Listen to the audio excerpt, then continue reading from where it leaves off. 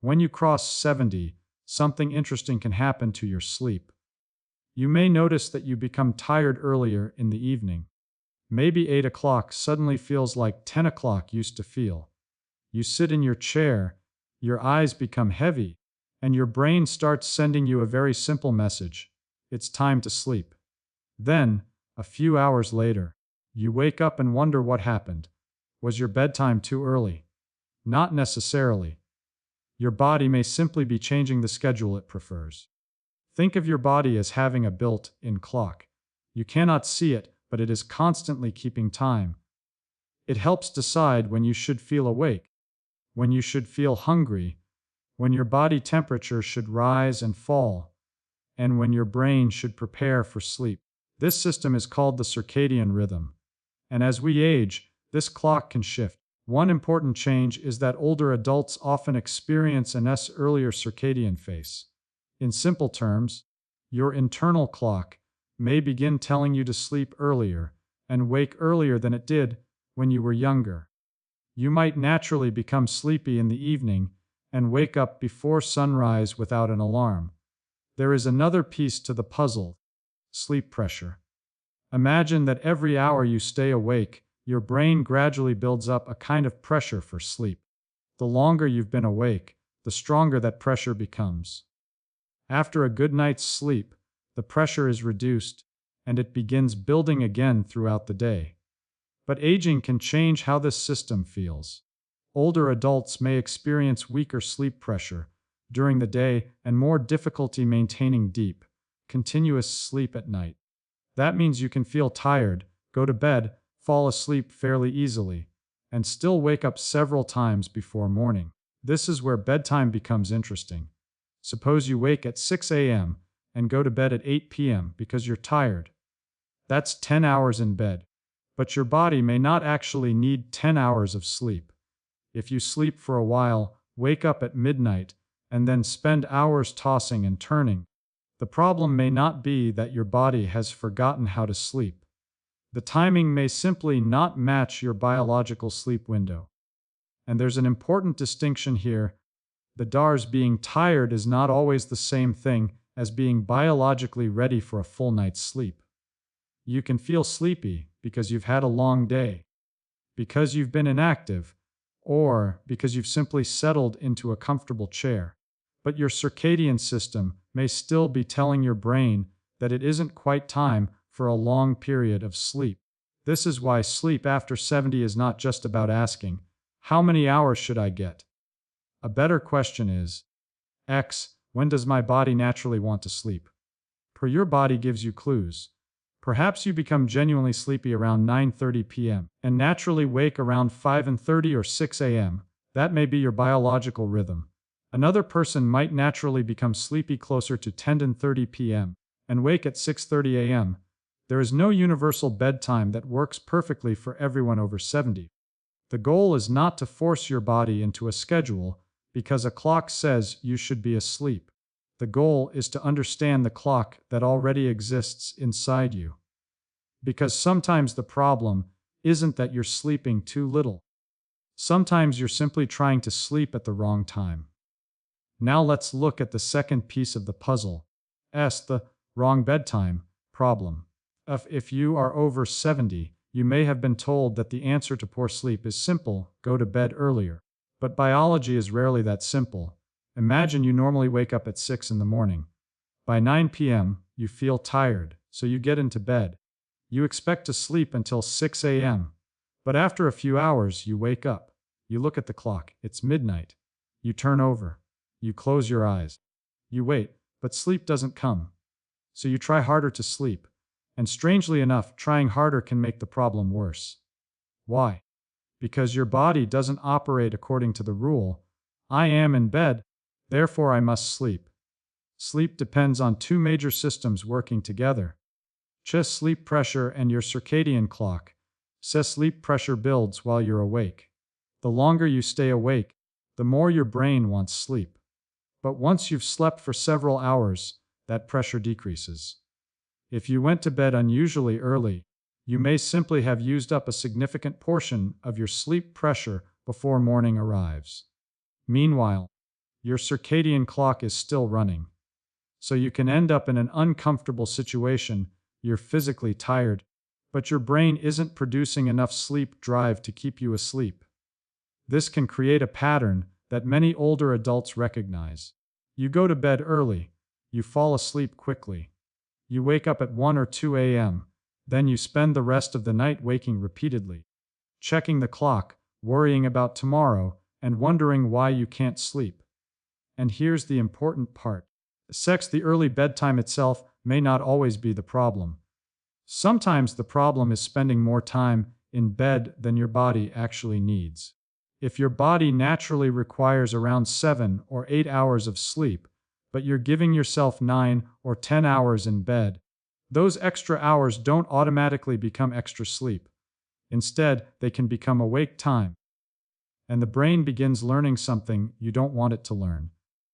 The bed becomes a place where you lie awake. This is why sleep specialists often emphasize consistency and the connection between the bed and sleep. You want your brain to associate getting into bed with actually becoming sleepy and sleeping, not with frustration, worrying, watching the clock, or scrolling through the night. But there is another trap. Some people respond to nighttime waking by moving their bedtime even earlier the next evening. They think, I didn't sleep well last night, so I'll go to bed at 7:30 tonight. That can sometimes create the opposite of what they intended. Instead of building stronger sleep pressure during the day, they spend even more time in bed. The result can be another night of broken sleep. The solution isn't necessarily to stay awake as late as possible. That would be another mistake. The better approach is to pay attention to your natural pattern. When do you become genuinely sleepy? Not just bored or tired, but truly ready to sleep. When do you naturally wake up? Do you sleep more continuously when you follow that rhythm? These observations can tell you more than an arbitrary bedtime printed on a chart. And remember, occasional nighttime waking is normal, especially with age. The concern is when poor sleep becomes persistent, affects your daytime functioning, or comes with symptoms such as loud snoring, gasping during sleep, or significant daytime sleepiness. Your bedtime is not a commandment written on a clock. It is a timing decision. And after 70, understanding why is when your body is actually ready for sleep may be far more useful than simply going to bed earlier and hoping for the best. Now we come to one of the most fascinating parts of sleep. Your body clock is not simply telling you when to close your eyes. It is coordinating an entire nighttime transformation inside your body. 6. Think about what happens when evening arrives. The environment becomes darker. Your eyes detect the change in light, and information travels to a small region deep inside the brain called the suprachiasmatic nucleus, or SCN. You can think of it as one of the body's master timekeepers. This internal clock helps coordinate the rhythm of thousands of processes throughout the body, and one of its most important signals is as light. During the day, bright light, especially natural outdoor light, helps tell your brain, this is daytime. Stay alert. As evening arrives and light decreases, your brain begins shifting toward nighttime biology. One important hormone involved here is melatonin. Melatonin doesn't knock you unconscious like a sleeping pill. Instead, it acts more like a biological announcement. The biological night is beginning. As darkness increases, melatonin normally rises. Body temperature begins to fall. Alertness decreases. Your brain becomes more prepared for sleep. But here's where aging becomes important. The circadian system can become less robust with age. Older adults may experience changes in the timing and strength of circadian signals, including changes in melatonin production. The result can be a sleep rhythm that feels different from the one you had decades earlier. You may become sleepy earlier. You may wake earlier. And your sleep may become lighter and more easily interrupted. But light can still influence the system. Imagine your internal clock as a clock that needs regular adjustment. Light is one of the strongest signals used to make that adjustment. If you receive plenty of bright light during the morning, Your brain gets a clear message about when the day begins. But if you spend most of the morning indoors under relatively dim lighting and then expose yourself to bright artificial light late at night, you may be giving your biological clock confusing information. This is one reason evening habits matter. A bright television, phone, tablet, or brightly illuminated room isn't automatically going to cause insomnia. But light exposure late in the evening can influence circadian timing and, in some people, delay the body's nighttime signal. Then there is body temperature. Your core body temperature follows a daily rhythm. It tends to be higher during the daytime and gradually decreases as nighttime approaches. That decline is associated with the body's preparation for sleep. So when you sleep at the appropriate biological time, several systems are moving in the same direction. Your sleep pressure is high. Your circadian clock is promoting sleep. Melatonin is rising. Your body temperature is falling. Your brain is becoming less alert. It's almost like several musicians finally playing the same song. But if you try to sleep at a time that doesn't match your biology, those musicians may be out of sync. You might feel exhausted but not sleep deeply. Or you may fall asleep quickly but wake after several hours. This is why sleep isn't simply about darkness and a comfortable mattress. As timing matters, and this doesn't mean there is one perfect bedtime for everyone over 70. Your ideal sleep window depends on your wake time, daily routine, light exposure, activity, health, and individual circadian rhythm. The practical lesson is surprisingly simple. Pay attention to the signals your body receives throughout the entire day, not just the moment you get into bed. Morning light helps define the beginning of your biological day. Daytime activity helps reinforce wakefulness. Evening darkness helps signal that night is approaching. And a consistent schedule gives your internal clock something predictable to follow. Your body already has a clock. You don't need to build one. You simply need to give it the right signals at the right time. And once you understand that, bedtime stops looking like a number on a clock and starts looking like what it really is. There's one part of a 24-hour biological rhythm. Now we can turn all of this science into something practical. The simple evening and daytime habits that can help support a healthier sleep rhythm after 70 dive. The first habit begins in the morning, not at bedtime. That may sound strange. If you're trying to sleep at night, why should you care about what happens at 8 a.m.? Because your body clock needs a strong signal telling it when the day begins. One of the strongest signals is light. Getting natural outdoor light in the morning can help reinforce your circadian rhythm. You don't necessarily need to stare directly at the sun, and you don't need an elaborate routine.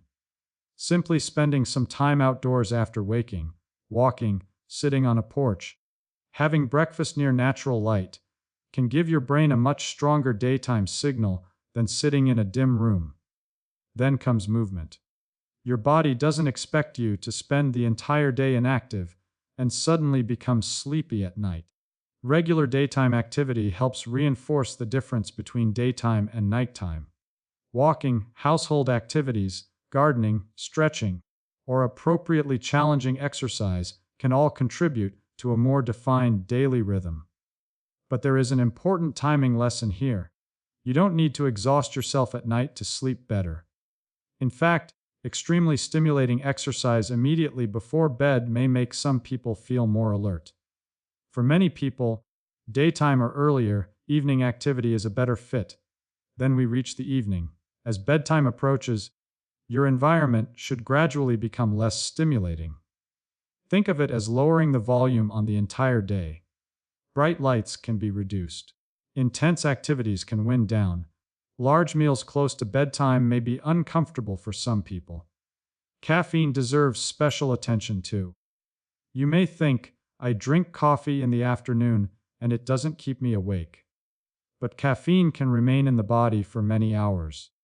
Its effects vary from person to person, and older adults may be particularly aware of changes in how substances affect them.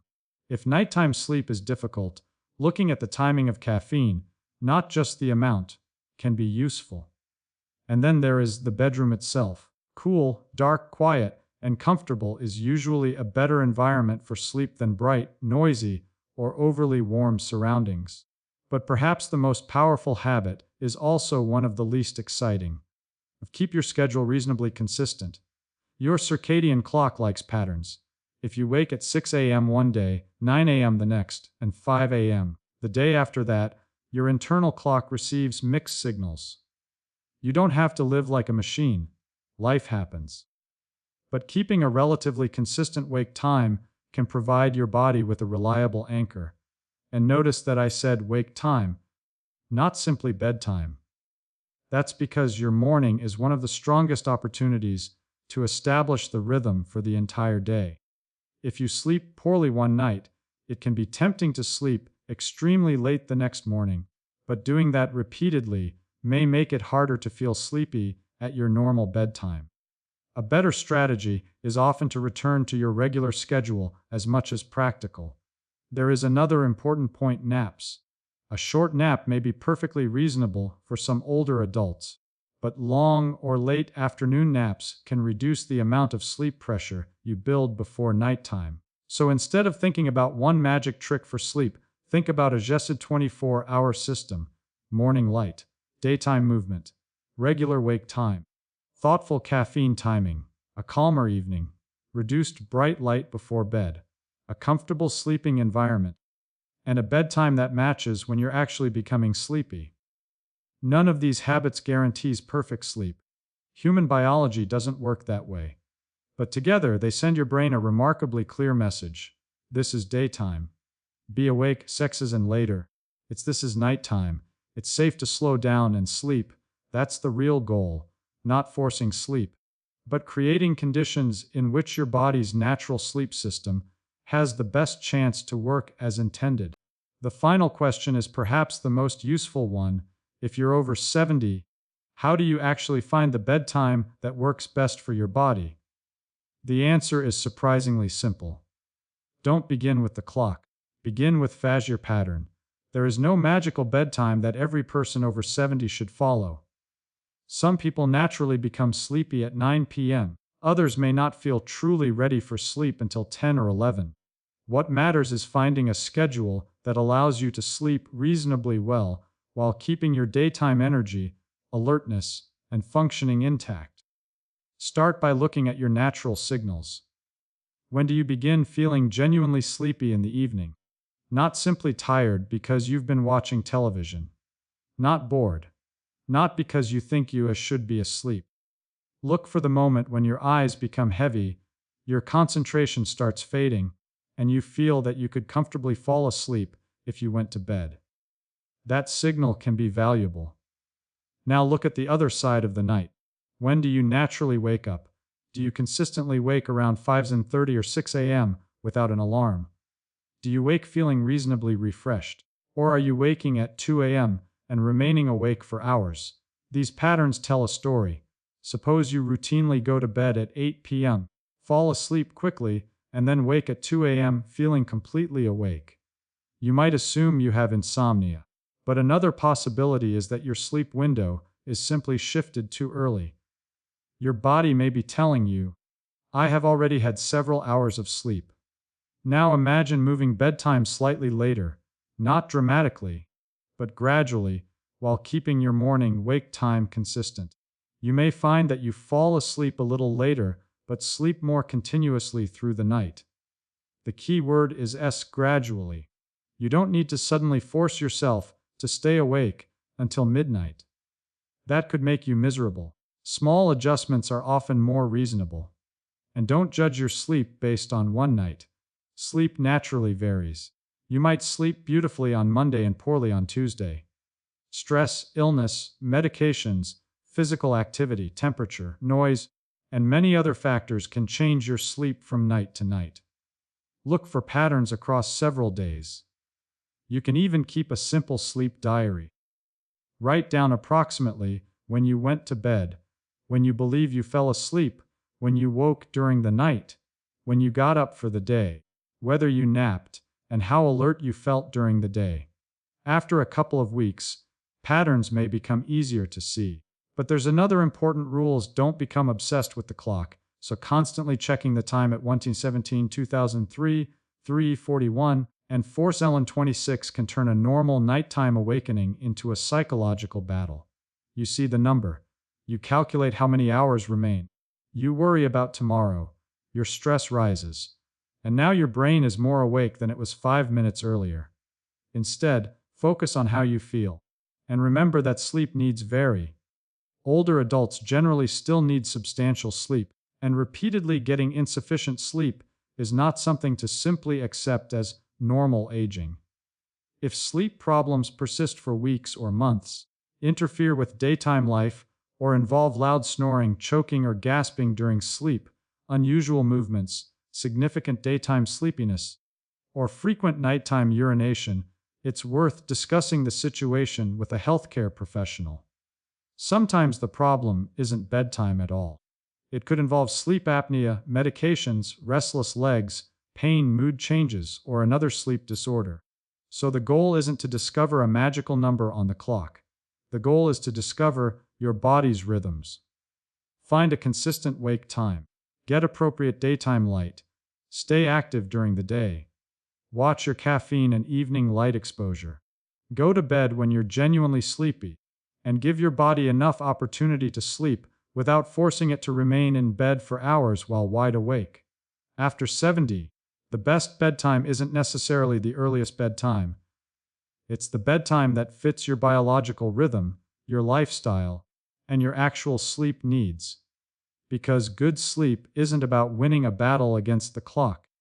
It's about learning to work with the clock your body has been carrying inside you all along.